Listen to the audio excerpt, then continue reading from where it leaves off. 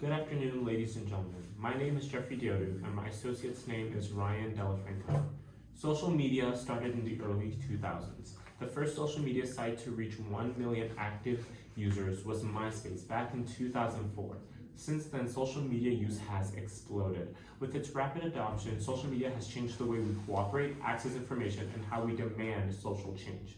With the increase in use, the power held by and the services provided by these companies have also increased.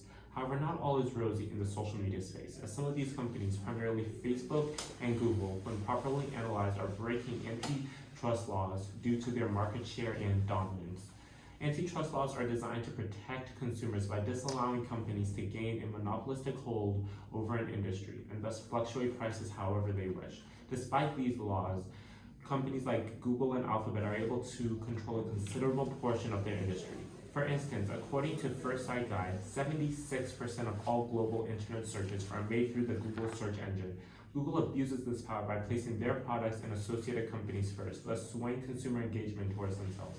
This abuse of power allows Google to generate huge profits at the expense of their rivals. This is a clear violation of antitrust laws, as Google's actions can be considered anti-competitive, and the Department of Justice, along with 11 state attorneys, filed a civil antitrust lawsuit in the U.S. District Court for the District of Columbia to stop Google from unlawfully maintaining monopolies through anti-competitive and exclusionary practices in the search and search advertising markets, and to remedy the competitive harms caused.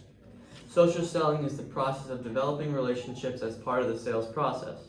Examples of social selling techniques include sharing relevant content, interacting directly with potential buyers and consumers, personal branding, and social listening. Social selling is gaining popularity in a variety of industries, though it is used primarily for B2B selling or highly considered consumer purchases. C2C companies have been using social selling techniques since far before the internet existed. B2B and B2C companies are now adapting many of those techniques that they are translated to social media platforms. There is also the use of underground information selling at a place called the black market. The black market is an online marketplace where illegal trade and communication takes place. Corrupt policymakers will sell your personal information on this website for high prices to make profit. This is not a myth either. Associates for companies such as Google and Bing have been caught and arrested for committing this crime. Facebook was founded in 2004, and in its 17 years of existence, it has had many scandals. However, none are more infamous than the Cambridge Analytica scandal. Facebook sold the information of over 87 million of its customers to Cambridge Analytica. The information collected and sold was on where users lived, what pages they liked, which all helped build psychological profiles that analyzed characteristics and personality traits. This information was later deployed in political campaigns to target individuals more likely to vote for certain parties or individuals. As a result of Facebook's actions, they were fined under the 1998 Data Protections Act. Due to this scandal, the astonishing amount of information collected by social media companies came to possess the forefront of the public conscious. However, in spite of all this, Facebook was able to quickly recover from the actions taken against them and still maintains 73.27% of the global social media market share. Due to the immense amount of control and power Facebook wields in its respective industry, we believe it is clearly in violation of anti-monopolistic antitrust laws.